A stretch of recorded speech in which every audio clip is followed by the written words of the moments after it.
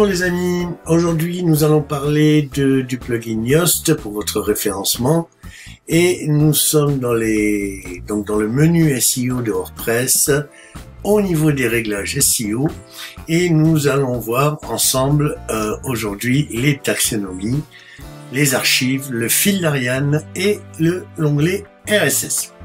Alors pour les taxonomies, donc les taxonomies sont tout ce qui est catégories, étiquettes que vous pouvez mettre lorsque vous écrivez des articles, etc. Tout ce qui est tag, etc. Alors pour les catégories, pour tout ça, pour chacune d'entre elles, vous allez pouvoir choisir d'activer ou de désactiver les catégories dans les résultats de recherche de Google. D'accord ? Je vous recommande de laisser activer pour les catégories. D'afficher les réglages SEO pour les catégories, c'est un peu normal puisque on va dire à Google de prendre en compte les résultats catégories autant qu'ils soient optimisés SEO. Dans ce cas-là, pour les catégories, on va pouvoir établir un métatitre, une description, et pour ceux qui ont la version payante de Yoast SEO, il y a moyen aussi de faire des réglages au niveau des réseaux sociaux. En sachant que ici il y a un métatitre par défaut, d'accord, qui sera constitué par le terme title, c'est-à-dire par le titre de la catégorie, la page concernée, un séparateur et le titre du site. Alors vous pouvez laisser ces valeurs par défaut, pourquoi? Parce qu'on va pouvoir aussi les régler. Les catégories, ce sont des catégories d'articles et donc on va pouvoir régler tout cela au niveau de l'édition de l'article lui-même. Donc il faut juste laisser ici activer pour les catégories et ne rien toucher d'autre. Vous allez faire la même chose pour les étiquettes, d'accord? Puisque je vous rappelle aussi que les étiquettes sont importantes. Nous allons voir un exemple. Si je regarde un article, lorsqu'on édite un article, voilà, les 4 versions, on fait modifier. Vous voyez déjà ici, pardon, je reviens en arrière. Vous voyez déjà ici les catégories concernées et les étiquettes qu'on peut avoir sur chacun des articles. C'est pour ça que je vous dis, on peut le faire article par article. Cela se règle à droite ici au niveau du choix de la catégorie. Et ici, ce sont les tags, les étiquettes que vous pouvez rajouter. Vous voyez, j'en ai rajouté 4 ici. Ce sont les étiquettes. Donc, pour les catégories, les étiquettes, je vous conseille d'activer. Par contre, pour les post-formats, alors ça, je vous conseille de ne pas, comment dire, activer les recherches. Vous pouvez laisser activer les archives par format, ça oui.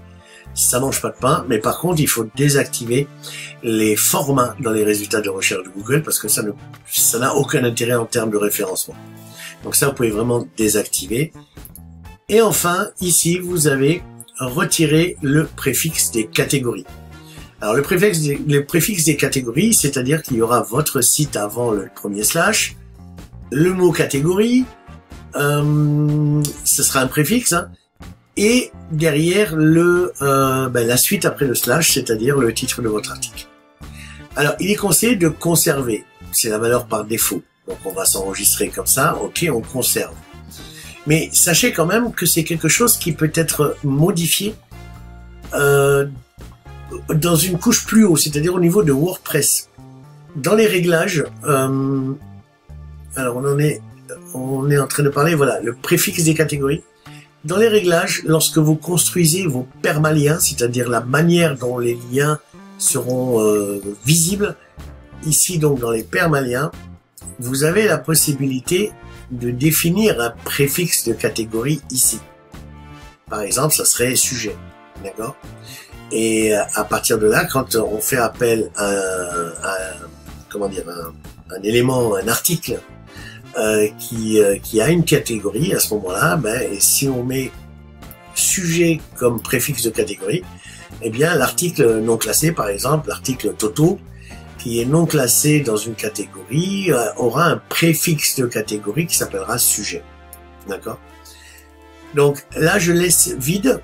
D'accord? Et du coup, si je laisse vide, je peux aussi me permettre de le désactiver parce qu'on parle bien de préfixe de catégorie. Attention, hein.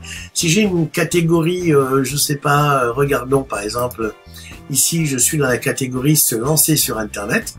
Eh bien, si on regarde cet article, vous voyez ici cet article au niveau de l'URL, il y a la catégorie ici thème, la sous-catégorie se lancer sur Internet et les 4 clés de la vision entrepreneuriale. Alors pourquoi je dis la catégorie thème et se lancer sur Internet, c'est une sous-catégorie? Tout simplement parce que je l'ai réglé comme ça dans la partie catégorie ici.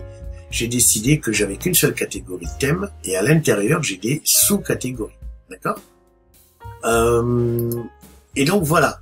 Ici, on parle du préfixe, c'est-à-dire ce qui va venir encore avant thème. Ici, on pourrait avoir un slash sujet, slash thème et le reste.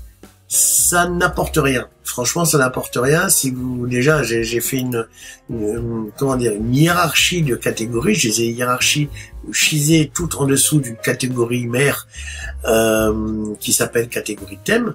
Donc, il n'y a pas besoin d'avoir autre chose. Et notamment, il n'y a pas besoin d'avoir ces fameux préfixe de catégorie. Du coup, je reviens à nos réglages SEO au niveau des taxonomies. Donc, vous voyez, pour moi, il n'y a pas besoin ici retirer le préfixe. Non, je le supprime. Vous voyez, donc même au cas où s'il y avait un préfixe de catégorie, eh bien, je le supprime. Voilà, comme ça, je suis sûr que les préfixes de catégorie n'apparaîtront jamais. J'enregistre cette modification. Et voilà, nous avons fait le tour de la question. Alors, je vous rappelle, juste pour info, au niveau de afficher les catégories dans les résultats de recherche. Est-ce qu'il faut afficher les catégories, les étiquettes, les formats dans les résultats de recherche? Alors, les catégories, les étiquettes, oui. Les formats, non. D'accord? URL des préfixes, si vous n'en avez pas du tout besoin, ben, vous supprimez. Si vous pensez un jour en avoir besoin, eh bien, vous allez l'utiliser. Vous avez une aide ici, voilà, qui vous explique un petit peu de quoi il s'agit. Je vous remercie de votre attention et je vous dis à une prochaine vidéo, notamment la suite dans l'onglet Archives. À bientôt.